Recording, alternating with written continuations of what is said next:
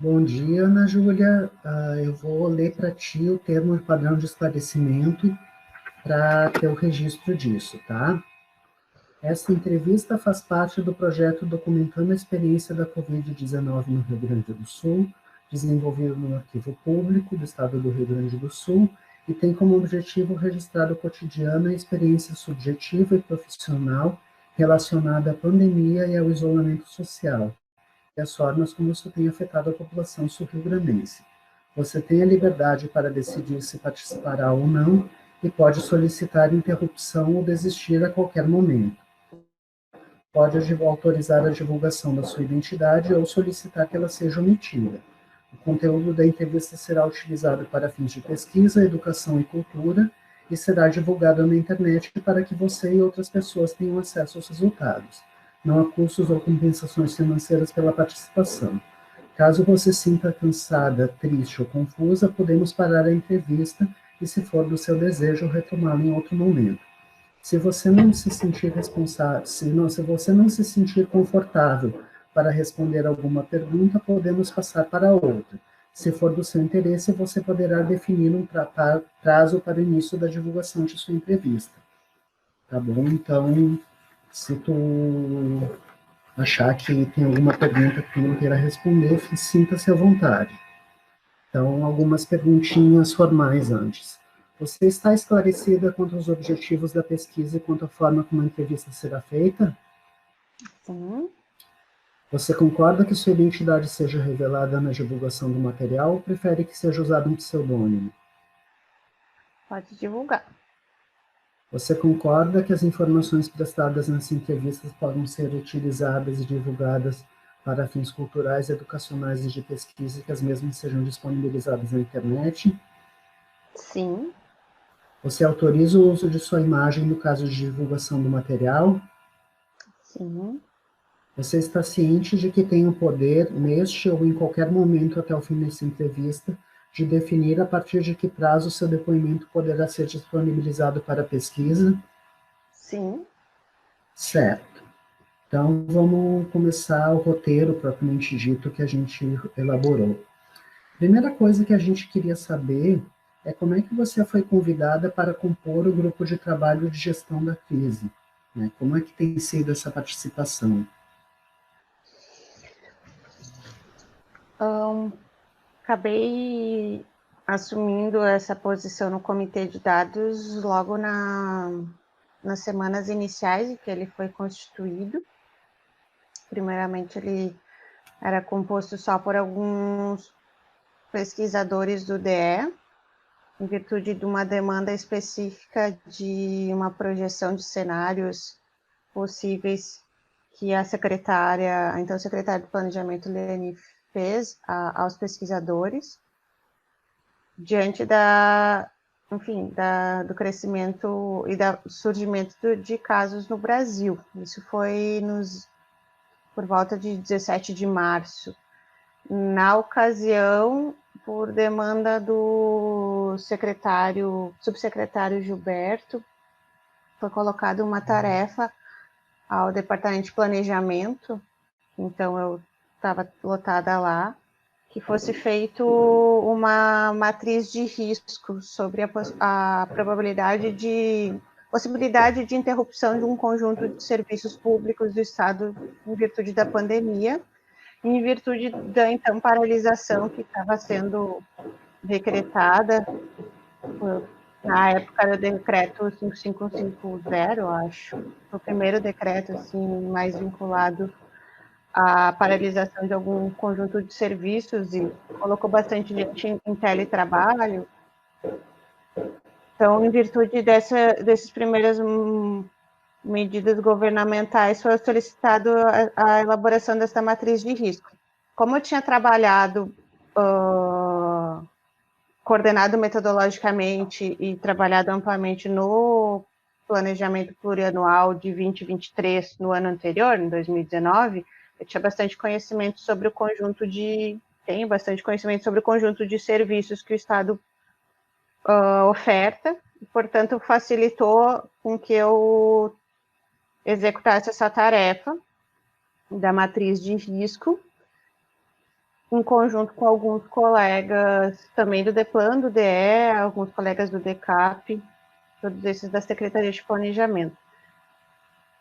Começamos a executar essa matriz de risco e na primeira, segunda versão que ela foi elaborada, a gente apresentou para o secretário Gilberto, o secretário deu alguns retoques, até em que a gente apresentou para a secretária Leani, e na situação, em virtude do trabalho que já estava sendo conduzido, ela me convidou, então, para compor o então Comitê de Análise de Dados, ele começou com este nome, que ele ainda estava em estruturação, na primeira, segunda semana do, vamos dizer, de quarentena específica, né? E a partir daí eu comecei a trabalhar em termos executivos mesmo. A possibilidade de ter feito a matriz, ela me levou a com que entrasse em contato com várias áreas e trabalhasse transversalmente essas diferentes áreas.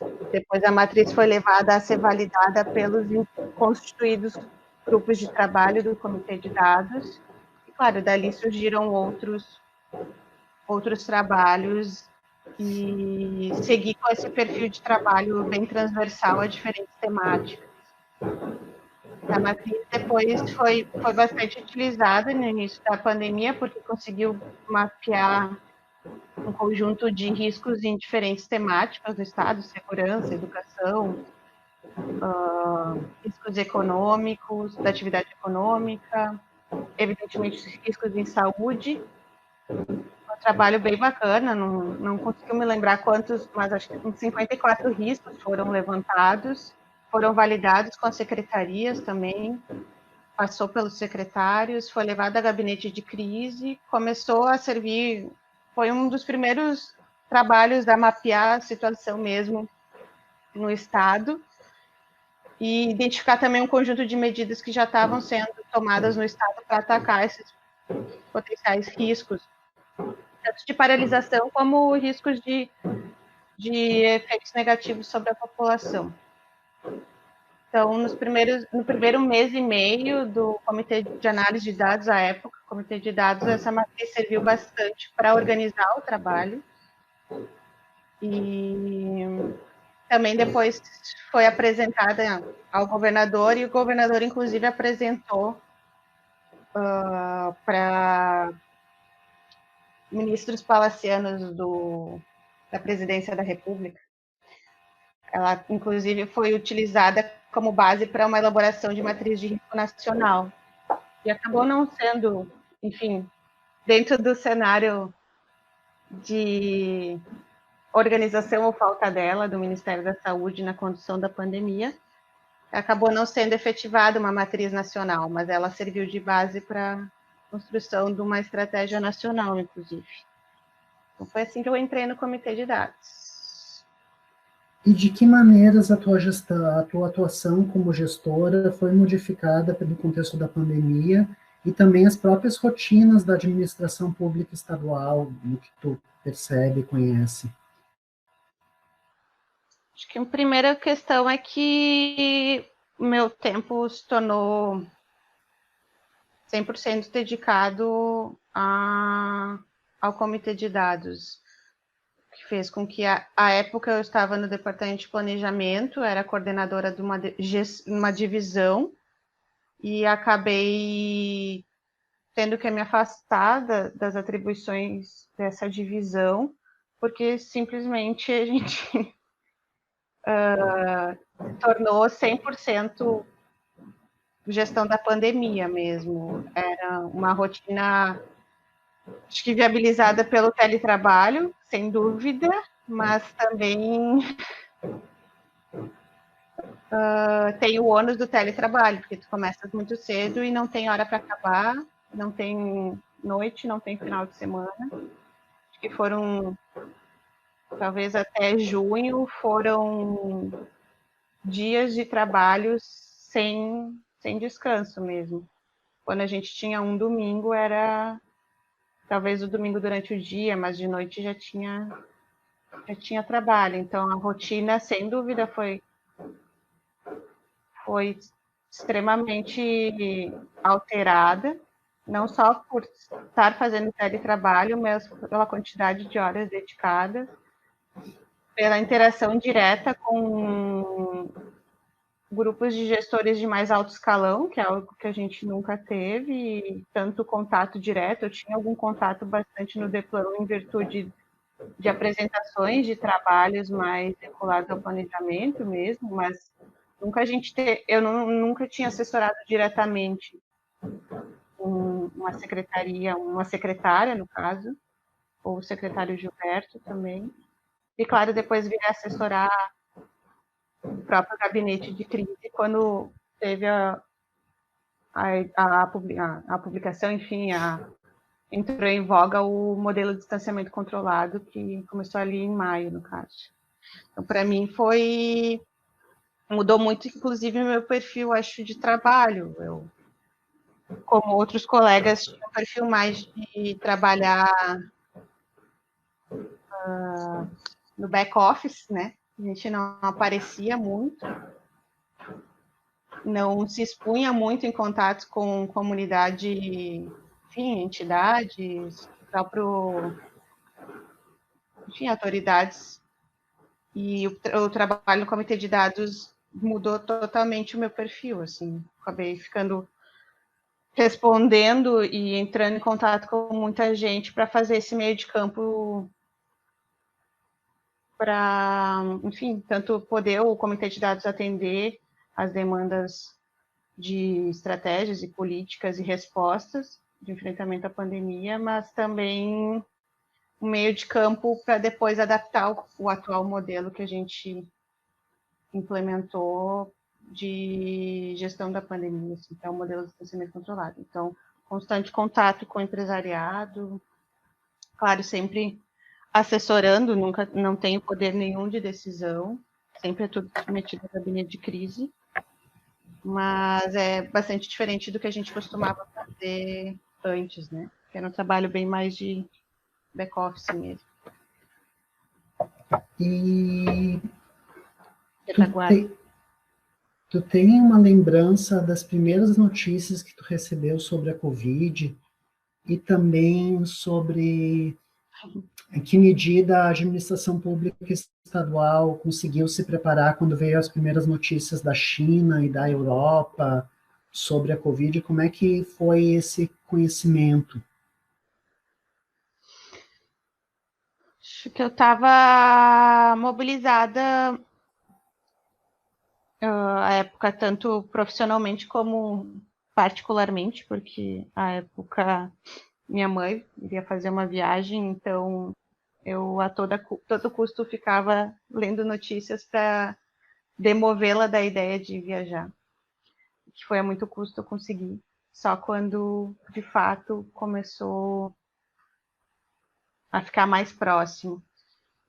Acho que as primeiras medidas no estado, elas vieram até bastante cedo, e hoje ainda se discute, claro, é algo que a gente só vai saber com o tempo, se não foi justamente sobre essas terem tomado as medidas mais cedo que outros estados, inclusive o cancelamento das aulas presenciais, que acho que foi 19 de março, foi um dos primeiros estados, se não o primeiro estado a cancelar aulas presenciais. Lembro de receber as notícias bastante à época das primeiras mortes, então já me causava algum estranhamento, mas particularmente a minha reação inicial foi de bastante indignação, porque eu estava bastante aflita de não ver ainda uma grande resposta à época do Estado. Algo que mudou em questão de uma semana.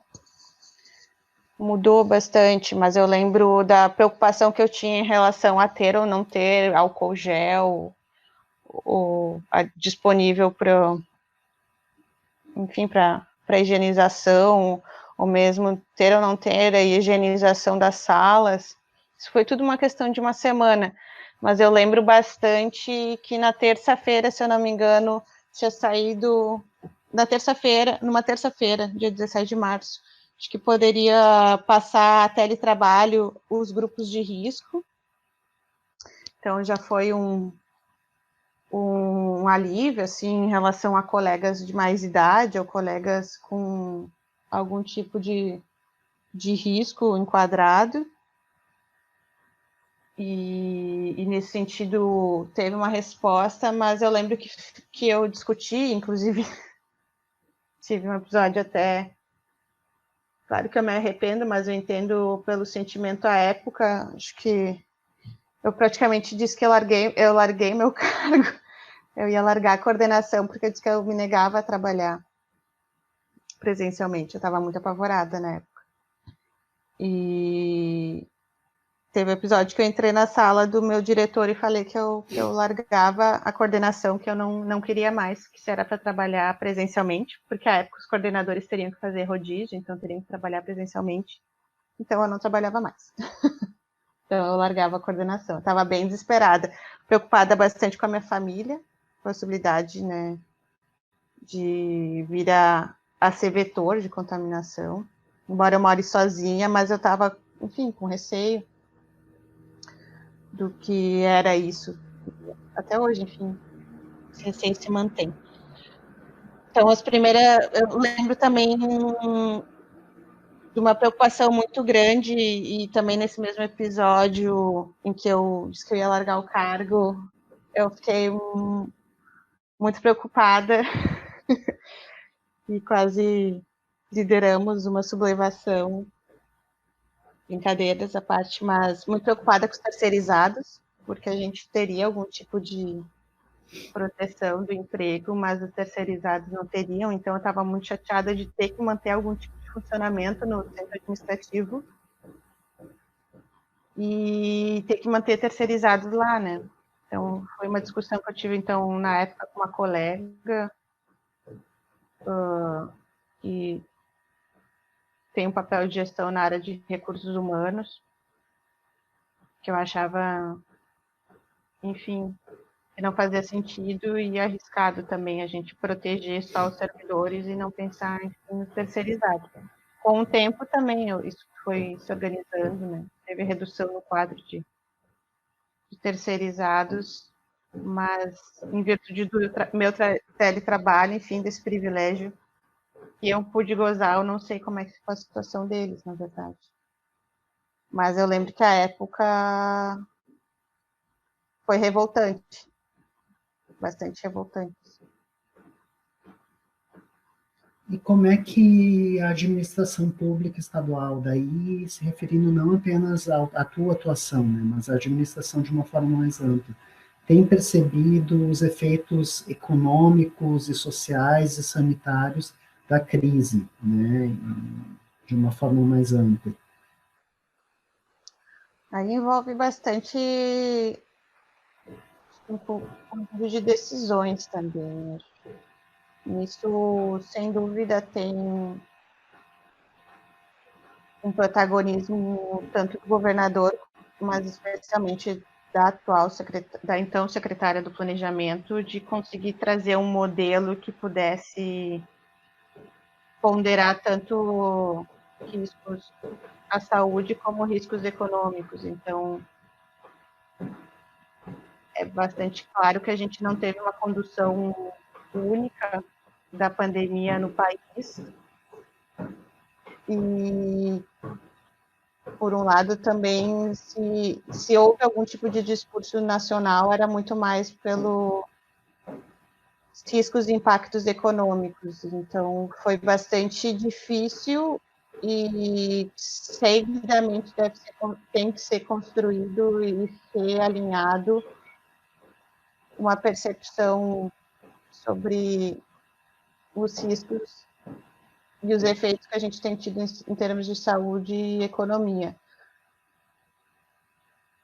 Hoje se encontram 2 vezes apenas por semana, mas nos primeiros meses da pandemia tinha gabinetes de crise diários, e que eu pude acompanhar mais em virtude dos trabalhos que eram demandados e apresentados pelo Comitê de Dados, diz respeito a um conjunto de de produtos que se buscava justamente tanto acompanhar não só o número de casos, hospitalizações e óbitos, portanto, aspectos mais de resultados de saúde, impactos de saúde, mas também acompanhar aí eu mais marginalmente, porque isso é muito mais da Secretaria da Saúde, mas, enfim, a possibilidade de ampliação de leitos, capacidade hospitalar mesmo, para fazer esse enfrentamento. Por outro lado, tem todos os aspectos econômicos, que por parte do Comitê de Dados também se busca produzir um conjunto de estudos e acompanhamentos, então tem essa preocupação de compreender tanto os efeitos em termos de emprego, e acho que isso é perceptível, o Estado teve uma redução líquida, né, no número de empregos tanto gerados e perdidos, mas a gente tem acompanhamentos em alguns setores específicos. Acho que ali os coordenadores vão saber falar muito melhor do que eu sobre os efeitos. Agora, é inegável que essa tensão, especificamente entre essas duas dimensões, ela se coloca todos os dias, em todas as reuniões que eu tive a oportunidade de participar, e sigo tendo a oportunidade de participar em termos de gabinete de crise, ela está posta, e é bem perceptível e clara a posição de diferentes atores, assim, num gabinete de crise.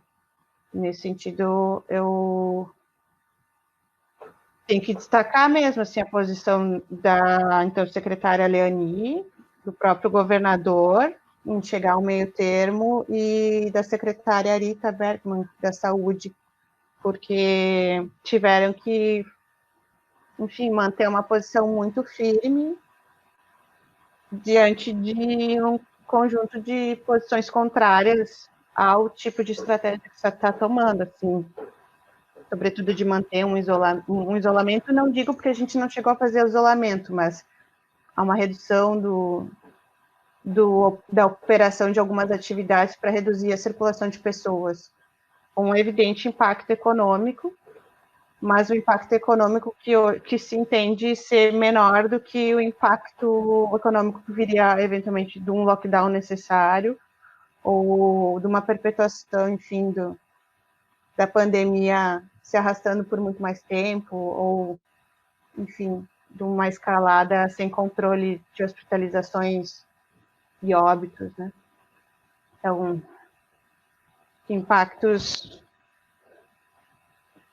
tem os impactos dos dois lados e é constantemente uma tensão mesmo. Não é fácil segurar. E acho que os dois lados são legítimos. Inicialmente eu entrei muito com o lado da saúde e sigo tendo, acho que por questões de valores, é o lado que eu percebo e que eu particularmente como indivíduo defendo muito mais, mas é muito confortável falar isso quando tu tem a posição privilegiada de poder estar em teletrabalho com um salário assegurado. E acho que a possibilidade de participar do comitê de dados e especialmente fazer essa parte a que eu vim me dedicar depois, que é elaboração e proposição de protocolos para as atividades econômicas, a gente acaba entrando em contato com não só entidades empresariais, mas recebe muita demanda de pequeno empresário ou de cidadão mesmo. Então, não é fácil mesmo, não é tão simples assim, não é preto no branco, não é um jogo de soma zero. De fato, questões econômicas pesam e te fazem, enfim, tentar semanalmente, diariamente, encontrar um meio termo. Isso é bastante perceptível ao longo do que a gente tentou ir equilibrando, e especialmente no cenário do comércio, assim, comércio que é o mais afetado, comércio que tem os microempresários, geração de emprego formal e informal. Então, esse é o maior esse é o maior ponto que a gente sofre pressão legítima, mas também é onde que tem maior circulação de pessoas, então a gente ainda não tem evidências e corre sempre o risco e a certeza de que está errando, mas errando, tentando pelo menos errar menos, com menores efeitos, pelo menos, sobre o aspecto da saúde. Enfim. E você participou da elaboração do modelo de distanciamento controlado, eu digo em termos do cálculo, do peso, da atribuição dos indicadores, essa parte mais técnica. Você participou? A gente já pode dizer assim que tem muitas etapas vinculadas à elaboração do modelo de distanciamento controlado. Originalmente, como ideia mesmo de ter duas dimensões, saúde e economia, um conjunto de indicadores, e inclusive a ideia de conseguir localizar essas diferentes atividades econômicas em algum espectro, tanto de risco sanitário, como também de importância econômica, essa ideia em si nos foi apresentada ao comitê de dados um pouco até do meu ponto. Eu falo bastante nisso, assim, eu estava muito reativa, disse, eu não quero participar disso aí, eu não quero ser responsável por isso aí. E acho que talvez compartilhado também por outros colegas. Eu lembro que a secretária Lenines falou, no sábado, vai ter reunião sobre isso. No domingo, era domingo, se eu não me engano, meio-dia, e eu não quis, eu falei, eu não vou, eu não quero me responsabilizar sobre isso. E isso, à época, veio de uma conversa, enfim, sabe-se que à época um grupo de pessoas interessadas tinha apresentado um modelo inicial ao governador, e a secretária disse, não, peraí, se é para fazer, vamos fazer algo direito. À época contou com a colaboração que foi firmado um termo de cooperação com uma organização da sociedade civil para apoiar com um conjunto de especialistas, e esses conjuntos de especialistas elaboraram essa primeira versão do que veio depois ser o modelo de distanciamento controlado. Foi com esses especialistas que ela teria se reunido no domingo. Na segunda-feira, o governador apresentou esse modelo numa reunião à noite, essa proposta inicial, numa reunião à noite no Conselhão, e ali é um conselho que reúne entidades empresariais e algumas sindicais. Conselho da crise mesmo. E aí foi que eu fiquei sabendo, meio com eu e a demais população ficou sabendo o que era de fato essa proposta de modelo de distanciamento controlado. O modelo de distanciamento social controlado, à época falava. Então, aí que caiu assim para o comitê de dados, assim, ou vocês assumem e fazem, e tem algum controle metodológico sobre isso, ou vai vir de fora. E já estava vindo de fora. Não tem lugar vazio, né? Então, uma proposta ia vir. Então, ou a gente assumia alguma responsabilidade metodológica, ou ela ia vir pronta e a gente não ia ter controle sobre isso. Então, foi meio que nesse cenário que os coordenadores e eu acabamos assumindo. Então, não, vamos enfrentar e vamos elaborar isso aí junto. A época contava bastante então, com o apoio de dois especialistas ofertados ali para essa organização da sociedade civil. Eles deram algum norte inicial sobre o modelo, sobre o que poderia ponderar, mas com o tempo ganhou protagonismo total os coordenadores dos GTs. Então, por parte do GT Saúde, a elaboração tanto do ponto de vista dos indicadores mesmo, pensar um conjunto de indicadores de capacidade hospitalar, um conjunto de indicadores sobre velocidade da doença, Isso foi um intenso diálogo, acho que um constante aprendizado que segue até hoje entre pesquisadores do DE, e nominalmente falo Pedro Zoanazzi e o Bruno Paim, aprendendo e refinando cada vez mais o conhecimento em termos de indicadores de saúde, porque também para eles era tão novo quanto para todos os demais do comitê de dados a temática de saúde. Ali também, claro que ajudou outros, e seguem ajudando outros pesquisadores que estão, tanto do Estado como especialistas da saúde ou de outras instituições como a URGS, o Hospital de Clínicas, que atuam junto no GT de saúde. Então, sempre houve um refinamento sobre esse conjunto de indicadores de saúde para esta parte. Teve a parte da regionalização do Estado, que acho que o Estado foi bastante pioneiro, inclusive a gente brincava na época, a França copiou o Rio Grande do Sul, porque a possibilidade de regionalizar a adoção de medidas e protocolos conforme a situação do risco da pandemia foi realmente algo pioneiro, assim. O Estado apresentou essa proposta e operacionalizou essa proposta, pelo menos, né? Não que ela não existisse, mas ela foi o pioneiro em operacionalizar essa proposta. Então, pensar as 20 regiões de saúde COVID, a gente chama 20 regiões de saúde COVID, hoje está se pensando uma 21ª, mas pensar essas 20 regiões de saúde também foi um intenso trabalho do GT Saúde, envolvendo pesquisadores, especialistas e o pessoal da saúde, porque não simplesmente podia reproduzir a regionalização da saúde hoje existente, né, as coordenadorias regionais de saúde e as regiões de saúde não fazia sentido para a lógica da pandemia, da Covid, que tinha justamente toda essa uma demanda diferente de estrutura hospitalar em relação a outras doenças, enfim, a outra complexidade de serviço que é necessária.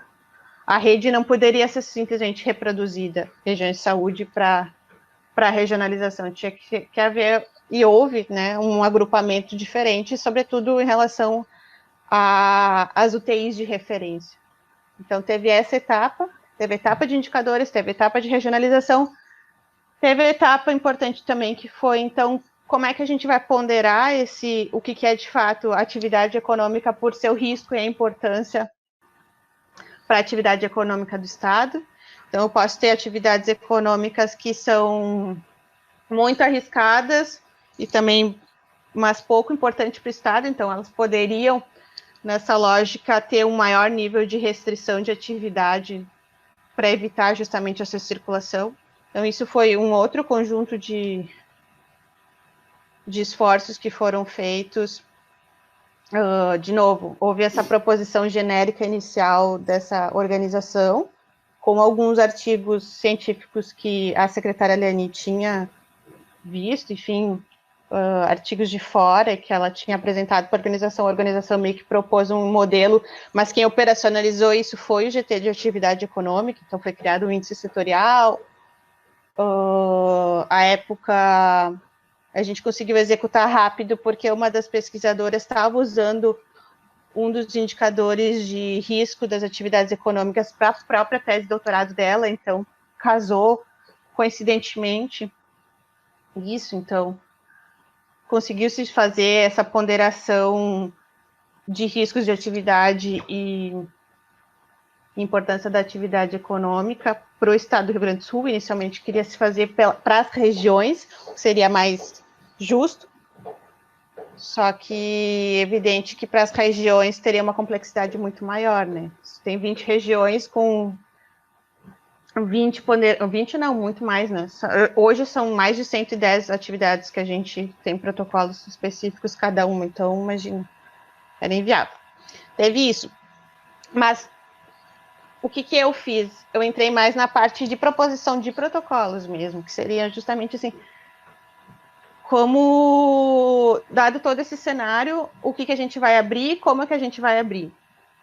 Então, tu pode ter um cenário de risco em diferentes regiões, risco ponderado por indicadores de saúde, tanto capacidade hospitalar e propagação da doença, em diferentes regiões de saúde, e para essas atividades econômicas, conforme a sua importância e risco, que protocolos que eu vou adotar.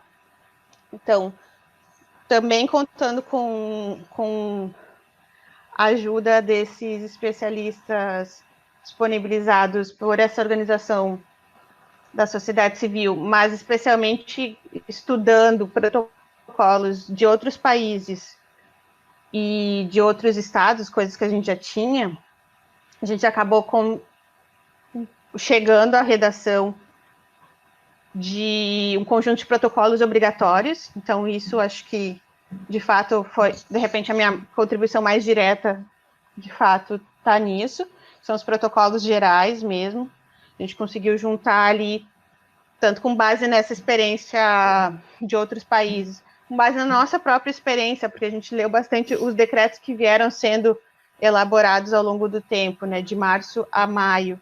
Também portarias da Secretaria da Saúde que vieram sendo elaboradas, a gente conseguiu depurar, identificar alguns padrões e juntou em alguns conjuntos de protocolos obrigatórios, que caso uma atividade econômica viesse a ser aberta, ela no mínimo teria que atender esses protocolos. Evidentemente que é muito mais fácil tu redigir um documento do que tu ter a adesão e o cumprimento integral desses protocolos, mas a gente poderia dizer que sim, a gente tem um protocolo, um conjunto de protocolos obrigatórios bem robusto. Se fosse cumprido aqueles protocolos, sem dúvida, a gente não estaria na situação que a gente está. Mas como qualquer legislação e como qualquer regra e norma, é muito mais fácil elaborar do que ser implementado.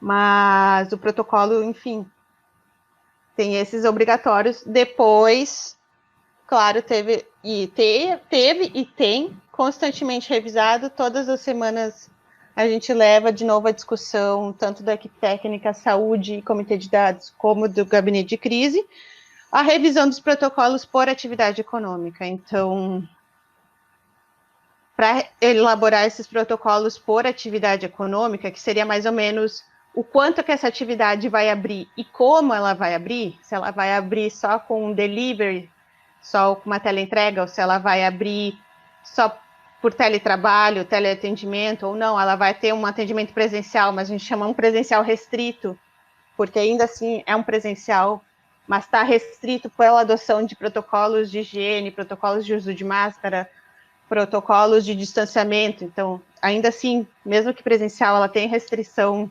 pela lógica da pandemia. Toda essa discussão a gente fez e continuamente faz.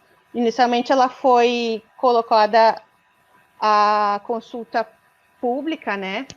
A gente recebeu contribuição por meio do então criado e-mail do distanciamento controlado. Então, mais de 400 e-mails a gente recebeu.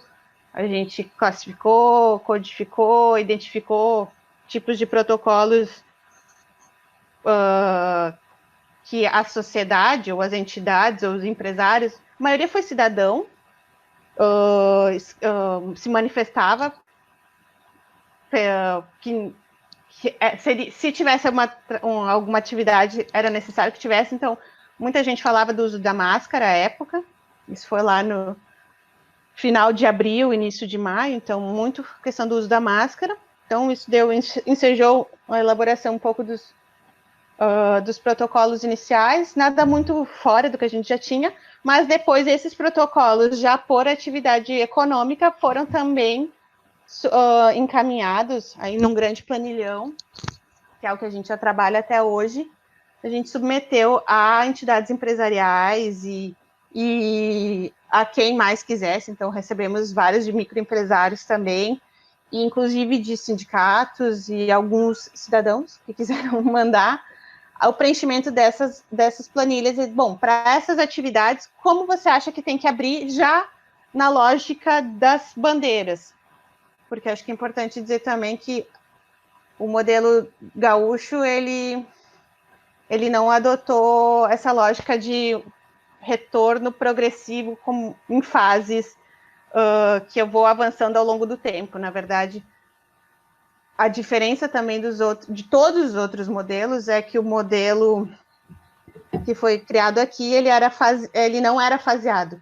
Era um modelo por bandeira, e cada bandeira era dada conforme o risco de propagação da doença, né, o estágio da doença, a velocidade de propagação da doença, e a capacidade hospitalar vigente naquela semana. Então, eu poderia melhorar, piorar, que é o cenário um pouco que a gente vê. Os outros países, outros estados, eles trabalham muito por fase. Em junho eu vou abrir, em agosto eu vou abrir. Então, é uma coisa meio progressiva. Aqui, o que a secretária do Planejamento falava, depois o próprio governador falava, que é o dedo no pulso, toda hora eu estou vendo como é que está se comportando a situação, para então eu poder dar algum tipo de tratamento para poder conviver com a pandemia. Porque até a gente não ter uma vacina, até a gente ter uma vacina ou até a gente ter imunidade de rebanho, a gente não tem outra forma senão conviver com ela. Então, como a gente vai conviver é justamente com esse sistema de bandeiras. Então, as bandeiras, por sua vez, elas refletem diferentes protocolos para as atividades econômicas. E de novo, protocolos obrigatórios e protocolos por atividades econômicas, que é a minha maior participação no modelo de distanciamento controlado. Muito trabalho, não só para conseguir organizar todas essas contribuições que vieram e continuam vindo das entidades, empresas e população em geral, porque nosso e-mail é acesso geral, sem filtro, na verdade, a gente de fato lê tudo, responde tudo. Somos 2 pessoas cuidando do e-mail, em especial meu colega que está comigo na assessoria, ele cuida muito dos e-mails. Diferentes pessoas já tentaram nos ajudar e têm ajudado, mas dado que tu cria uma rotina e uma forma de entendimento do modelo e também tu tem um histórico do que já passou e já foi decidido sobre algumas questões, por mais que a gente tente envolver outras pessoas, acaba sempre, enfim, concentrando na gente. É importante dizer que todos esses protocolos, evidentemente, a gente estuda, propõe, recebe a demanda, propõe alguma coisa, uma contraproposta e sempre submete à Secretaria da Saúde. Então, a gente tem um grupo de pessoas fenomenais que a gente encontrou, acho que a gente nunca viu eles presencialmente, mas quando puder vê-los vai ser fantástico, porque são pessoas que se dispuseram e se dispõem, tanto quanto nós, assim, a trabalhar muito para realmente tentar encontrar um meio termo. Então, são diretores e colegas da Secretaria de Saúde que, de fato, abraçaram o modelo e tentam buscar, pelo menos, também um meio termo possível, assim. Falei demais. Não, falou que a gente queria escutar, né? Que queria não que a gente queria escutar, mas o que a gente queria saber, né? Mas uma coisa que eu fiquei em dúvida, Ana, tu falou que lá no começo veio de fora, veio da sociedade civil, a proposta desse modelo de distanciamento controlado, e depois foi elaborado pelo Estado e tal. Mas quem exatamente foi da sociedade civil que fez essa proposta? Veio de fora, mas quem? Sim. Claro que eu não sei todos os meandros, né? Porque a gente diz a gente é peixe pequeno, né? A gente responde a demanda, né?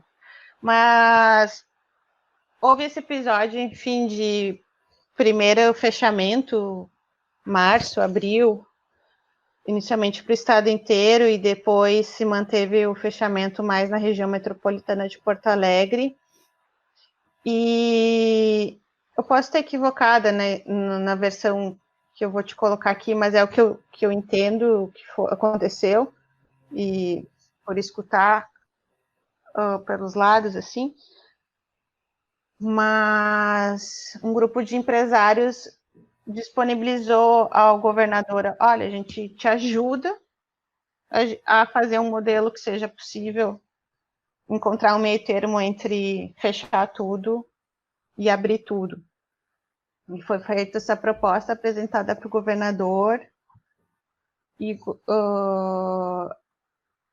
à época, acho que meio que circulou como se já fosse algo do governo, e tipo, não, peraí, não é, isso aqui não é, vamos parar tudo, Liane Lemos está contigo, dá um tratamento a essa questão. Acho que é inegável a importância, o protagonismo da secretária. Eu não a conhecia antes, assim, então, para ser bem sincera, eu tinha um pouco de medo dela, ela sabe disso, eu falo isso. Tinha um pouco de medo.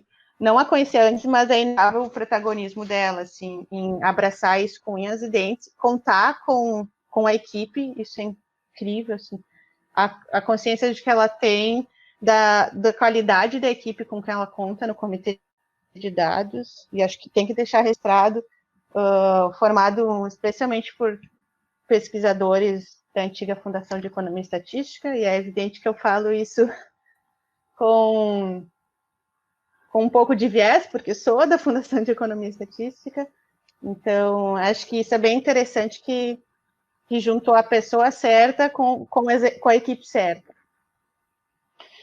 Então, a Lenifa pegou, abraçou isso daí e disse, não, eu tenho, deixa comigo.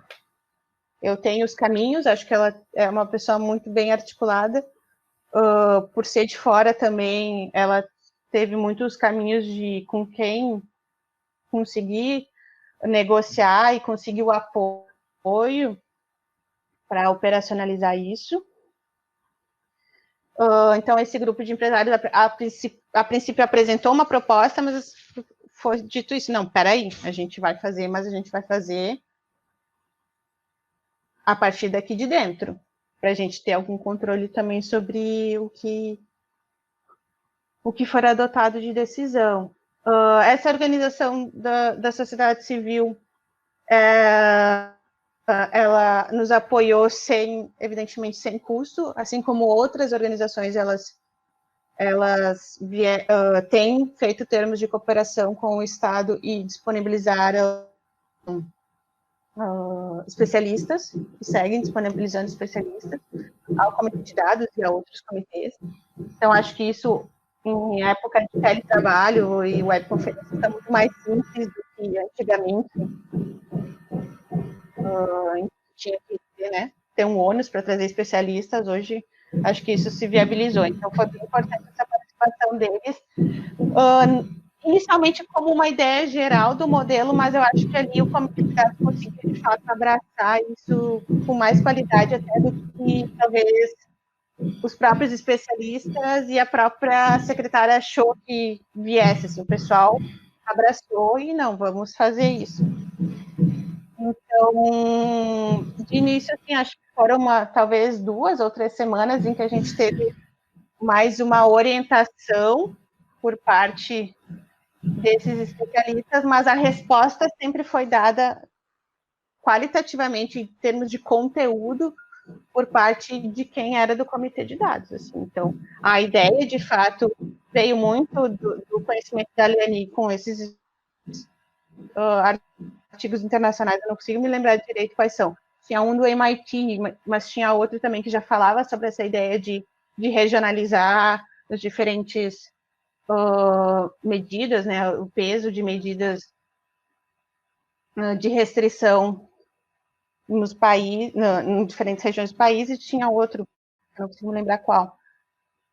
Mas acho que ficou muito dessa lógica, esse bate-bola entre o que foi, que meio que veio de proposição desse grupo de empresariado, disse, não, pera lá, vamos conversar, esse conhecimento da Liane de fora, claro que ela tem várias redes e troca muito conhecimento, acho que nesse ponto, de novo, eu queria destacar porque a gente participou de diferentes governos, participa de diferentes governos, mas acho que ali, de fato, a gente teve alguém com uma percepção também acadêmica, que acho que é importante, né? De, não, vamos ver o que está acontecendo, experiências e evidências de fora, assim, então, acho que é importante.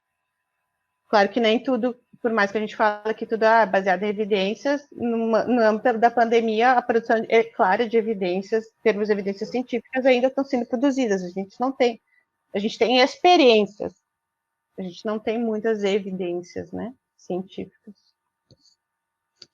Mas, enfim, acho que o fortuito foi isso, assim, a gente encontrar uma equipe capaz de responder essa proposição, essa instigação. Dizer, ó, se vocês não fizerem, vai ter quem faça. Se fizerem de forma externamente, vocês não vão ter controle, né? Vai ser imposto, porque alguém vai ter que fazer. E aí um pouco ficou naquela. Quer ou não quer? Então, isso foi, de fato, eu acho que eu só tenho uma alegria imensa de ver que, de fato, o corpo ali de pesquisadores e com amplo apoio da Secretaria de Saúde disse, não, vamos fazer. Claro, com todos muitos receios, não é fácil encontrar consensos, até hoje não tem consensos dentro do Comitê de Dados, não tem consensos dentro da Secretaria de Saúde, como é natural, mas o modelo é o que tem sido possível dentro dessa, enfim, tensão constante entre, inclusive, não só a economia e saúde, mas, inclusive, diferentes perspectivas do próprio comportamento da rede hospitalar, por exemplo.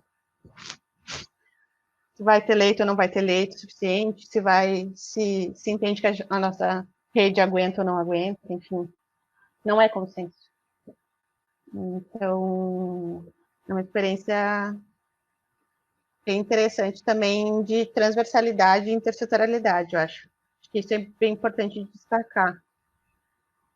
E tem algo do comitê de dados e do próprio gabinete de crise, mas eu digo comitê de dados mesmo. Mais que o gabinete de crise. O comitê de dados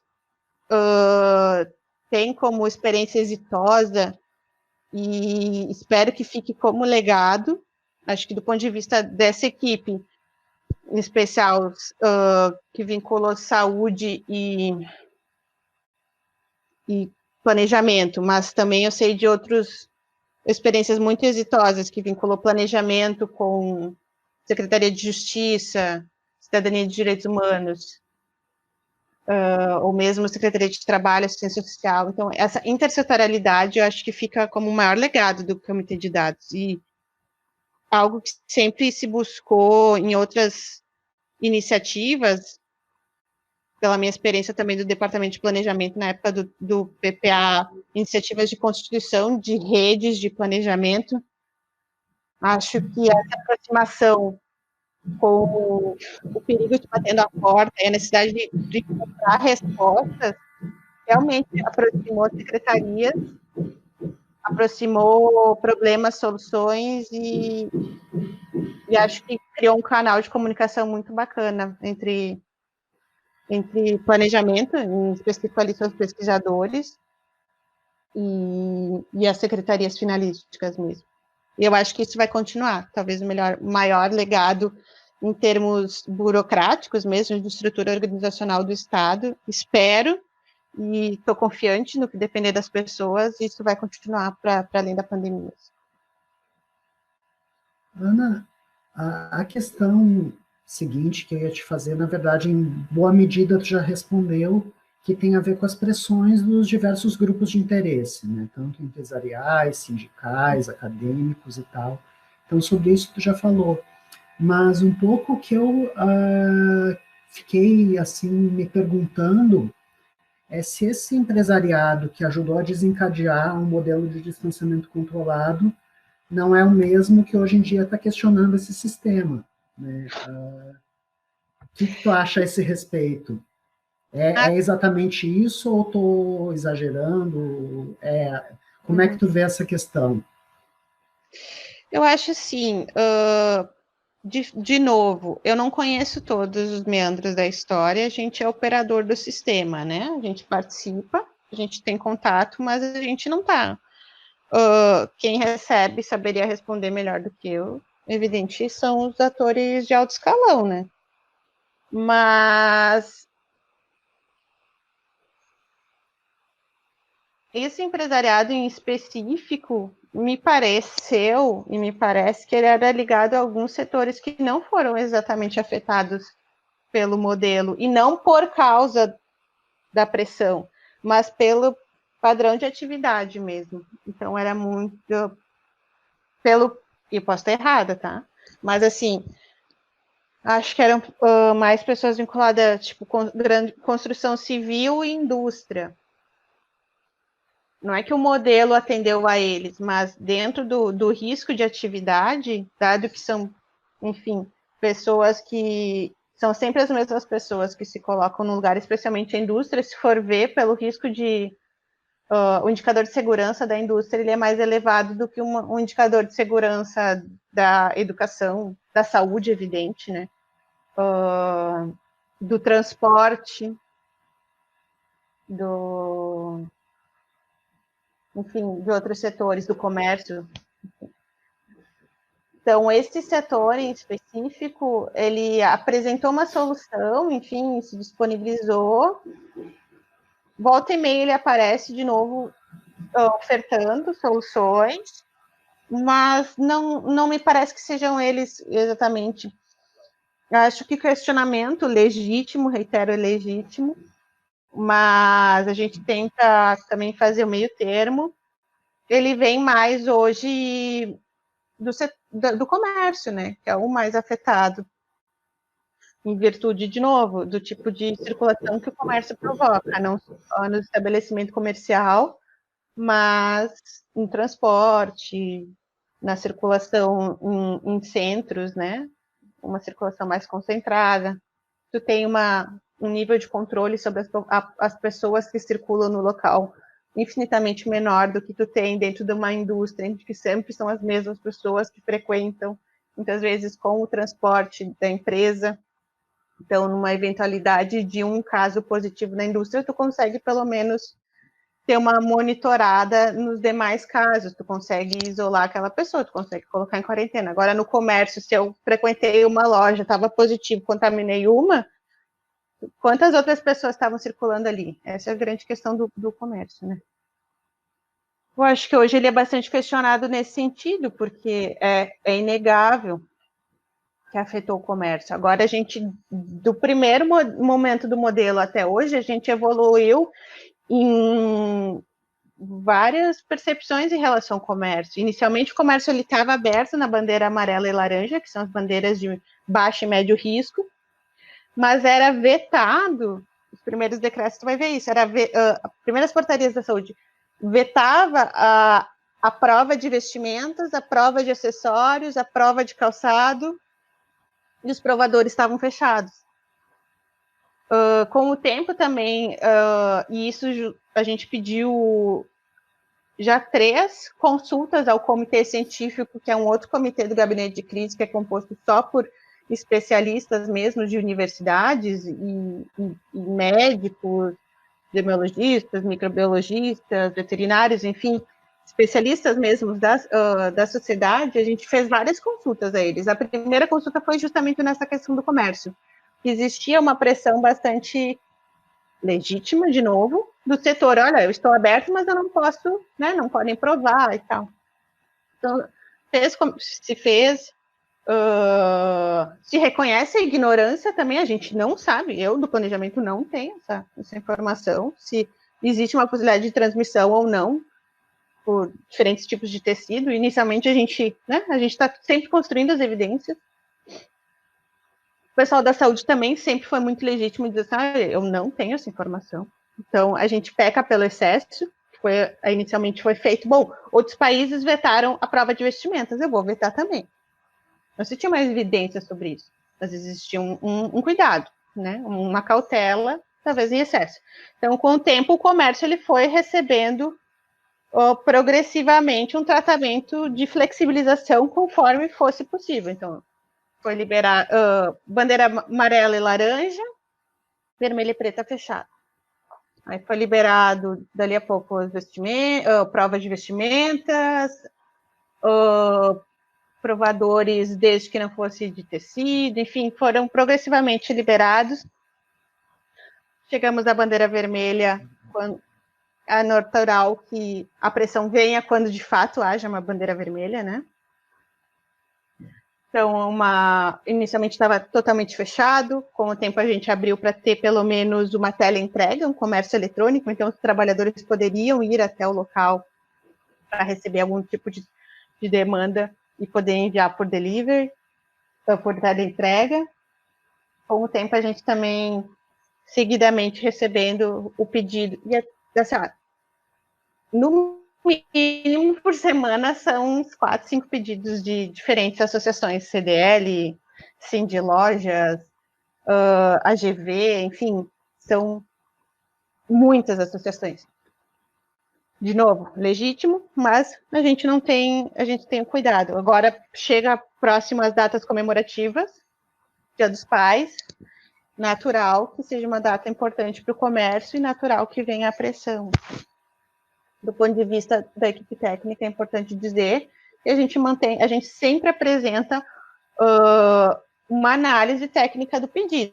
Todo pedido ele é levado à análise técnica dessa equipe técnica, né, que é Comitê de Dados e Saúde. É discutido, é ponderado, é feita uma contraproposta, ou é simplesmente dito, não, a equipe técnica mantém o veto, ou a equipe técnica mantém o teto de operação. Isso é levado ao gabinete de crise. E é no gabinete de crise que se decide, se delibera. Acompanha ou não acompanha a equipe técnica. Então, mais de uma vez, a gente não foi acompanhado. Mas posso dizer assim, 70% das vezes a gente foi acompanhado. Agora, tem o comércio, mas eu, particularmente, Ana Júlia, e não querendo botar as palavras, mas compartilhando da minha experiência com a equipe técnica, maior pressão e a maior dificuldade diz respeito ao transporte público, transporte rodoviário. Então, as evidências poucas que temos ainda, falando em evidências científicas, mas que diz respeito à aglomeração de pessoas, à circulação de ar e à proximidade, levariam a tetos de operação, a lotações em termos de transporte muito menores do que hoje estão operando. E, enfim, hoje o que está ali não é recomendação da equipe técnica, é o que eu posso dizer. Não, a equipe técnica não assina embaixo. Mas é a deliberação superior, então... Faz parte. O que eu ia te perguntar, assim, já encaminhando uma última questão mais importante, que tem a ver com isso que tu está falando também, é como é que tu vê, claro, do teu lugar de integrante do comitê, né, não é do gabinete, tu não é secretária, mas como é que tu vê a relação do governo do estado com os municípios e com o governo federal?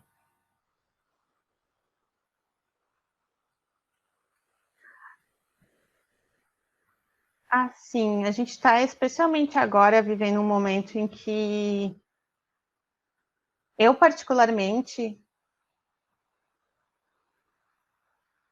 vivi um período curto de luto do modelo de distanciamento controlado, que eu achei que a gente ia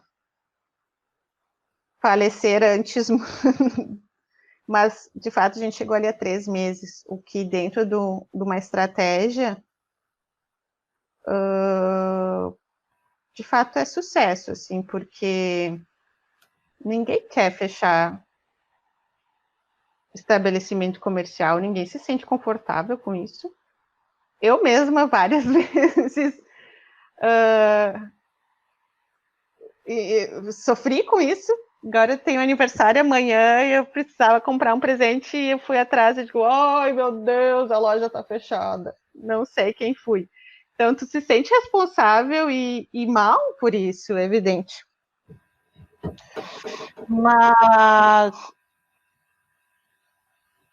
é notório e é fato que os municípios sofrem a pressão de quem lhe está mais próximo, né? Então, a gente sofre a pressão dos municípios por consequência da pressão que os empresários fazem em cima, e os cidadãos também, os trabalhadores, fazem em cima das prefeituras, né? Então, atualmente, a gente está vivendo justamente um momento em que está em consulta com os municípios uma nova fase do modelo de distanciamento controlado, em que se propôs aos municípios, diante da constante da constante tentativa de reverter as bandeiras tal qual calculadas, enfim, em termos daqueles 11 indicadores, uma possibilidade que os municípios assumissem protocolos diferentes, né, decisões diferentes da que estão estabelecidas no modelo, desde que adotassem uma decisão colegiada ali das associações de municípios que fazem parte da região Covid, né? A gente trabalha com região Covid. Então, a gente percebe que a pressão é evidente maior, são dos municípios com maior peso econômico, com estruturas empresariais, organizações empresariais mais fortes, e ali eu me refiro especialmente à Serra, né? Acho que é inegável que a percepção do risco e comportamento de algumas regiões, tipo a região metropolitana, Canoas, Capão da Canoa, é uma, diante da bandeira vermelha, e a resposta, a percepção do risco em relação à Serra, diante da bandeira vermelha, é outra. A Serra, os empresários, os municípios, os prefeitos conseguiram, por um momento, escapar da bandeira vermelha porque conseguiram custear e criar mais leitos de UTI, o que isso é legítimo no modelo, porque tu acaba jogando com o modelo, se parte dele está baseada em capacidade hospitalar da macro-região, e a macro-região Serra tem um aumento de nível de UTIs, né, disponíveis, tu acaba pesando favoravelmente a ter menos níveis de restrição, a entrar numa bandeira laranja que a gente fala. Isso faz com que o comércio abra, tá? O comércio está aberto na bandeira laranja. Então, existem diferentes tipos de relações e pressões. Tem em relação ao modelo, mas tem também em relação a outras questões, tipo, por que se está adotando o modelo e, ao mesmo tempo, não se está adotando o protocolo de tratamento precoce de hidroxicloroquina e ivermectina. Então, vem isso dos prefeitos também. E não tem a ver com o modelo, mas transpassa o modelo. Porque, ao mesmo tempo, existe essa possibilidade, mas você está restringindo isso e, ao mesmo tempo, não me está dando acesso a um tratamento precoce. Então, não tem a ver com, não é decisão do comitê de dados isso, eu só sei por parte, sim, mas houve bastante discussão com prefeitos, houve bastante discussão com deputados, foram recebidos diferentes representações de médicos, inclusive experiências, acho que da UNAPA, com tratamento precoce, e hoje eu sei que se decidiu é isso, olha, se for, e é o mesmo protocolo do Ministério da Saúde, se for de consenso entre paciente e médico, que é esse o tratamento que deve ser adotado, de algum tipo de tratamento precoce então, com o uso dessas substâncias, vai ser adotado. Senão, não vai ser adotado. Então, o Estado não adotou o tratamento precoce. Agora, tem municípios que adotaram o kit COVID, né? E jogam isso como uma barganha, talvez, também dentro desse quadro do modelo. E não dá para perder de conta que a gente está enfrentando, ainda que com muitas dúvidas, é um ano eleitoral. Então, ao mesmo tempo que se critica muito o modelo e se critica muito o governo do Estado na condução desse modelo, no momento que o governo do Estado oferta a possibilidade de uma gestão compartilhada, nem todos os municípios querem aceitar. Porque não tem capacidade técnica, talvez, de construir uma gestão tanto de informação, Mas também tem essa questão do período eleitoral, que aí a minha leitura, claro, rasa, mas leitura de cientista política, nem isso precisa ser, né? Mas é um período eleitoral e não necessariamente uma liderança municipal quer ser responsável por adoção de uma medida mais restritiva ou menos restritiva que pode levar uma escalada da doença no município ou na região. Então, fica nessa jogatina. Tu percebes muitas vezes também e manifestações de municípios que, eu entrei com um recurso contrário à aplicação da bandeira vermelha na minha região, mas na verdade eu nem queria entrar. Eu entrei porque eu fui pressionado. Então tem isso, um cuidado também de qual é a capacidade de uma prefeitura assegurar pressões empresariais, de novo, legítimas, mas que sobrepesam, né, um lado uma das dimensões em face da outra. Então, a gente está nesse momento, a gente não teve ainda um retorno sobre essa possibilidade de gestão compartilhada, foi apresentado isso. A proposta inicial não veio do Comitê de Dados, evidentemente, mas o Comitê de Dados fez algumas ponderações sobre esse modelo, sobretudo sobre a operacionalização, porque sempre rebate no Comitê de Dados e na saúde, o que for decidido lá vai rebater no nosso trabalho, são poucas pessoas, então, pessoas extremamente cansadas, essa altura, 5 meses, trabalhando todos os dias, muito mais horas do que as contratadas. Mas vamos ver. Algumas modificações foram feitas ao longo do tempo nessa relação com os municípios, e é importante dizer modificações justas. Por exemplo, regras que a gente chama regra do 00. Um município pode estar numa região Covid numa bandeira mais restritiva, a bandeira vermelha, só que no município em si não teve nenhum registro de hospitalização de um município seu, nenhum cidadão do município foi hospitalizado, e não tem registro de óbito também, isso nos últimos 14 dias anteriores à apuração do dado. Então, esse município não vai sofrer, pode não sofrer, se ele optar, as restrições de uma bandeira vermelha. Então, isso foi num diálogo também, uma construção conjunta com os municípios, o que é natural, porque, de fato, tem municípios muito pequenos, em que, às vezes, tu não tem nem registro de caso. É importante também dizer que o caso, né, só caso saiu do modelo, até pela baixa possibilidade de testagem que a gente tem hoje, então a gente trabalha com hospitalização mesmo, que é um registro mais factível. Mas municípios que não tem hospitalização e não tem óbito, não teria o porquê mesmo sofrer esse tipo de restrição em comparação com outros municípios da região.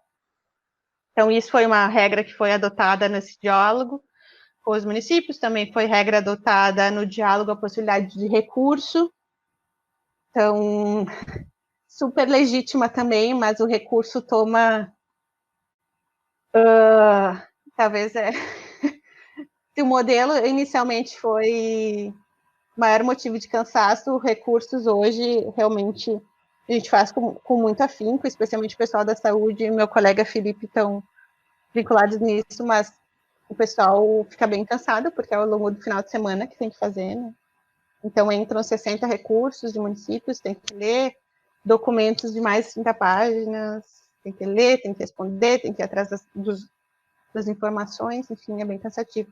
Mas também foi um meio termo encontrado. Acho que é importante dizer que se trata de um modelo, e como todo modelo não retrata o total da realidade. Então, dentro do modelo, ele te dá algum valor, né, uma média final, que vai te indicar o nível de restrição, o nível a bandeira, né, o nível de risco daquela região, associado ao nível de restrição. Agora, o modelo, ele retrata tão só exclusivamente aqueles 11 indicadores, ele não retrata outras variáveis. Então, o que o recurso veio e possibilitou nesse diálogo com os municípios é analisar outras variáveis que não são representadas por esses 11 indicadores. E, claro, ali a decisão dos recursos, como é que ela é feita? Ela é encaminhada, o Comitê de Dados analisa especialmente pela saúde, tá? Mas quando envolve questões mais de metodologia, envolve mais o comitê de dados, mas especialmente a saúde analisa. Então, o pessoal do SEVES, especialmente da vigilância em saúde, está dedicada bastante a isso, mas também os demais colegas, diretores, analisam esses recursos e fazem um parecer técnico. E na segunda-feira esse parecer é levado a gabinete de crise. Não somos muito bem...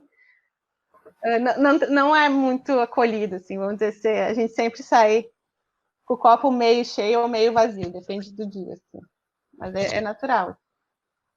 Então, mas ainda assim que a gente diz que a gente aprendeu a continuar jogando, mesmo perdendo algumas batalhas, assim. A gente aprendeu a lidar com frustrações, acho que isso, do ponto de vista de quem é técnico, a mim e aos pesquisadores, acho que as primeiras perdas de batalhas, assim, foram bastante frustrantes, a ponto da gente querer jogar a toalha. Nesse ponto de vista, acho que a liderança e a maturidade e a vivência da secretária nos foi bastante importante, porque sempre buscou mostrar que é uma batalha, não é a luta toda, não é a guerra toda. Então, 3 meses que passaram, o modelo ainda existe, a gente ainda está tentando fazer alguma coisa, a gente ainda, embora hoje registre de fato uma escalada que era esperada no número de óbitos no estado, a gente ainda é um dos estados com menor número de óbitos, então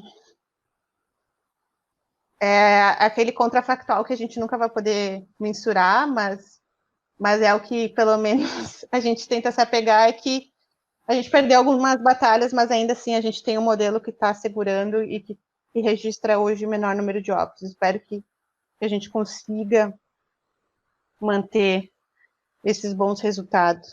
Claro, com óbices econômicos. E meus colegas do Arquivo Público poderão estar registrando com as próximas entrevistas e ao longo do tempo. Então, te animo a falar um pouco sobre o governo federal. Pois é, então não tenho muita, não teve muito do meu conhecimento, sabe?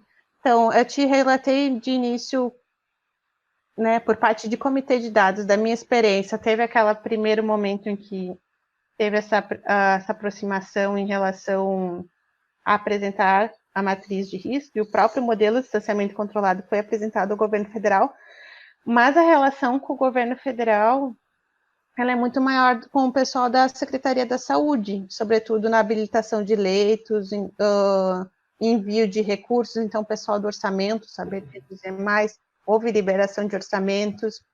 Hoje a gente está, não é comitê de dados, mas eu apoiei meramente para organizar o documento. Tenho atualmente em fase de implementação o Testar RS, que é uma estratégia de testagem, então também viabilizada por uma ponte com empresários, mas empresários que fizeram um aporte muito grande de investimento na Fiocruz, São Paulo e Paraná. Então, esse Testar RS hoje, se implementado, ele vem com um apoio grande do Ministério da Saúde, via Fiocruz, via aporte, enfim, viabilizado por esse aporte de um grupo empresarial. Então, para ampliar a testagem. Então, eu sei pouco, assim, da relação, assim. Eu sei alguma coisa mais sobre habilitação de leitos marginalmente, porque isso, de novo, uma vez que tu habilita novos leitos de UTI, tu acaba tendo algum impacto no modelo. No momento em que tu tem mais testagem, também é de interesse nosso, porque se a gente tiver alguma fase nova do modelo de distanciamento controlado, é importante que qualquer flexibilização venha acompanhada, o que sempre se defendeu, flexibilização só pode vir acompanhada com testagem e rastreamento. E as experiências mais exitosas em controle da pandemia foram feitas dessa forma. testando e rastreando. Testando, rastreando e isolando. Então, sei marginalmente, assim, essa relação. A gente acompanha mais pelo noticiário mesmo, os infortúnios, né? É inegável que a falta de condução ou de um discurso único de combate ao coronavírus, de fato, tenha dificultado e segue dificultando muito essas estratégias de combate. O estado do Rio Grande do Sul ele não é um país, a despeito de que muitos concidadãos o achem, mas a gente não é um país, a gente tem fronteira totalmente porosa, a gente não pode deixar de ter comércio, ter circulação de pessoas entre um estado e outro. Então, se da mesma forma como se regiões aqui tivessem comportamentos diversos, não ajuda a ter comportamentos diversos entre estados também, né? Então, a gente teve alguns aportes iniciais de testes, hoje acho que a gente vai tentar ter de novo esses aportes junto com a Fiocruz. Tem todas essas discussões sobre tratamento precoce, mas está bem claro que não houve uma condução e não foi de interesse, e segue não sendo de interesse, dado que a gente continua tendo um ministro interino por mais de 2 meses ali, a gente não tem um Ministério da Saúde. Acho que, para nós, particularmente, como impacto mais claro dessa condução e dificulta a condução do modelo de distanciamento controlado foi, por exemplo, a incorporação de alguns conjuntos de atividades econômicas como serviço essencial por parte do governo federal, o que reverberou fazendo com que a gente tivesse que incorporar alguns serviços que não necessariamente do ponto de vista do Estado fossem essenciais. Pensando essencial aquele que coloca em risco iminente a saúde, a vida, a segurança da população. Então, alguns por decreto federal, se forem incorporados alguns serviços que não necessariamente a gente gostaria de ter no modelo, ou entende no modelo como de iminente risco à saúde e segurança da população, e sendo essencial, esses serviços acabam tendo que ser abertos, né? Não podem fechar, mesmo em situações de mais alto risco. Então, no momento que você gostaria de reduzir a circulação de pessoas, dado que eles ampliaram no governo federal esse leque de serviços essenciais, tu acaba tendo que deixar mais pessoas circulando do que seria recomendado do ponto de vista que está sendo conduzido aqui no modelo. E aí é evidente que eu me coloco aqui serviços religiosos, academias, enfim. Tem mais alguma coisa que tu queira relatar que eu não tenha te perguntado? Acho que eu gostaria de relatar, na verdade, a importância da existência de pesquisadores mesmo, e de pessoas comprometidas com o serviço público, no sentido de carreiras de Estado dedicado ao serviço público, a estudar, compreender a gestão pública e encontrar soluções para a gestão pública dentro dos padrões e experiências e evidências científicas, quando possíveis de serem coletadas, né, se existentes.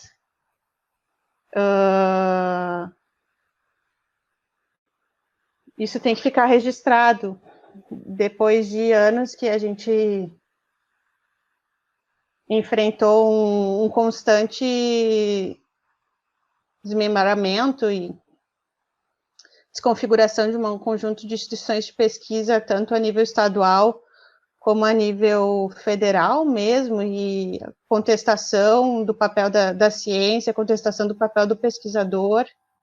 Acho que se tem algo que essa pandemia mostrou é que não só a importância da ciência, tanto na compreensão da doença, como na busca de vacina, na busca de tratamento, mas também a importância do pesquisador e da ciência para conduzir especialmente em situação de risco e instabilidade, mas para conduzir a gestão pública de uma maneira um pouco mais objetiva, um pouco mais transparente, acho que isso é importante falar, né? A importância de ser transparente na condução e na adoção de um conjunto de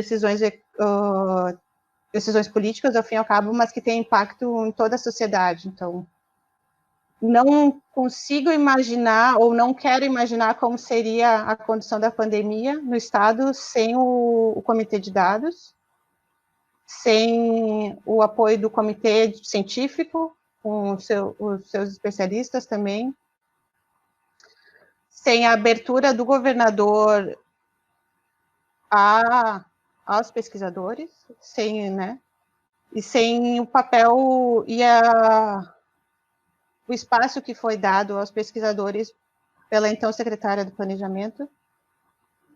E acho que isso tem que ser registrado, acho que não é só divulgar em causa própria, mas depois de tantos que fomos, enquanto servidores públicos, atacados, contestados na sua importância, na sua qualidade, se tem algo que a pandemia mostrou é que a gente realmente serve ao público e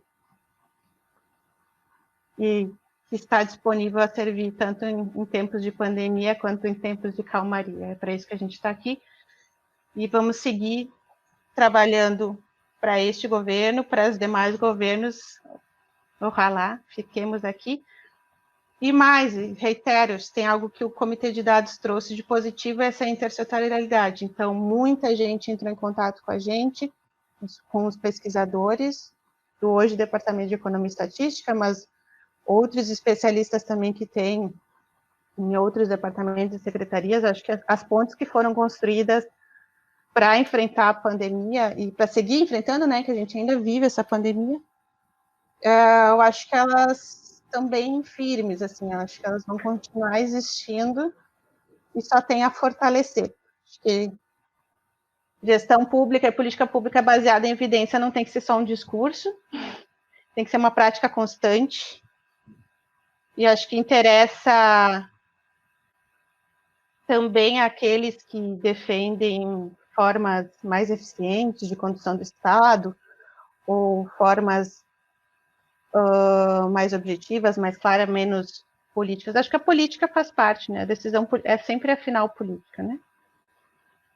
A gente está no ambiente político, mas tão melhor se a gente puder ter um outro conjunto de informações para fundamentar também essa decisão. Acho que o espaço que foi dado aos pesquisadores, ele tem que ser lembrado, relembrado e ampliado. Claro que, ao fim e ao cabo, sempre representando e dando espaço também, democraticamente, às demais percepções e vozes da sociedade, enfim. Nem sempre se fazem representar por dados e informações, né? Mas são legítimas e fazem parte da gestão pública. Encaminhando para o fim, por que você se dispôs a participar dessa pesquisa?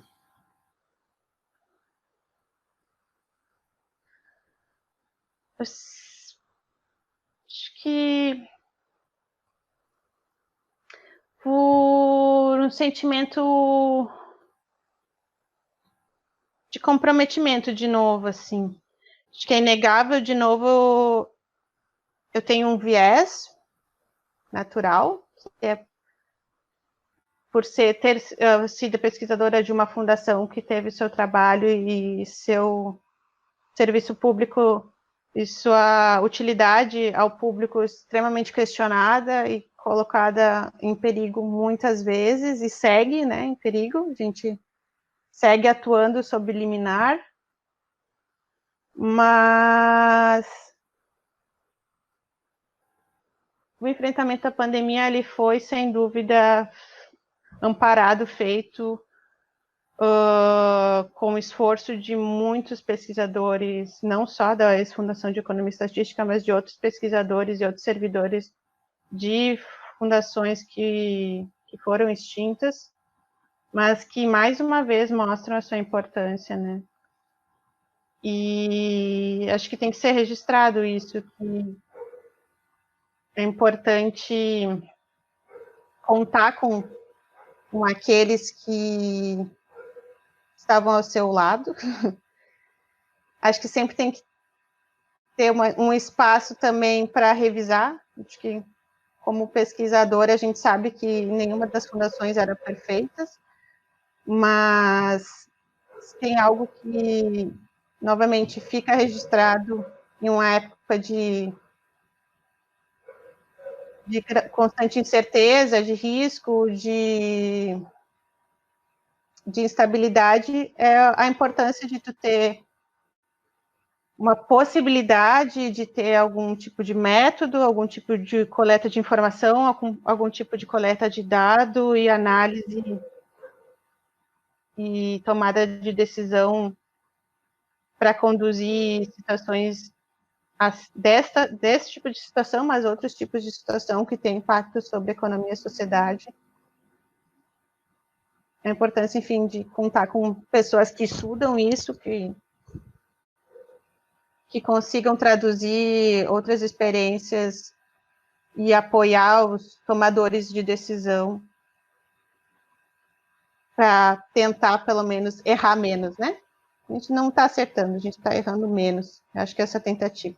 Então, eu acho que foi isso. Eu participo para poder fazer também um registro histórico da importância deste modelo, mas a importância de quem participou desse modelo, quem participou deste comitê, e que fique registrado a importância do serviço público e daqueles que se dedicam ao serviço público e daqueles que fizeram da sua vida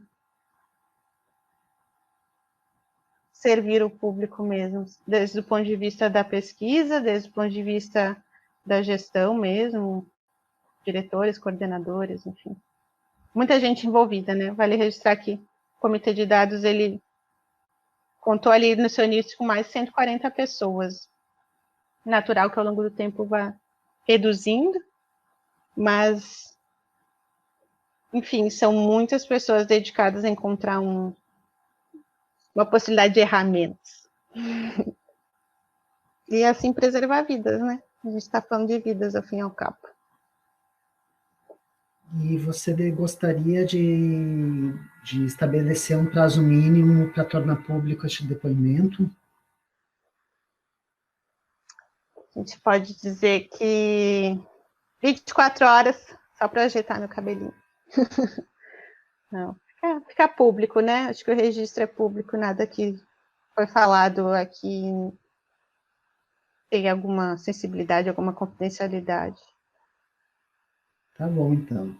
Te agradeço muito, Ana. Obrigado. Foi muito bom te ouvir e ouvir teu depoimento. Obrigada, eu que agradeço. Parabéns também à iniciativa do Arquivo Público, que, assim como todos os demais servidores, prestam serviço fundamental e que deve ser lembrado, acessado, registrado. Tá bom, então. Beijo. Beijo grande. Vou interromper aqui.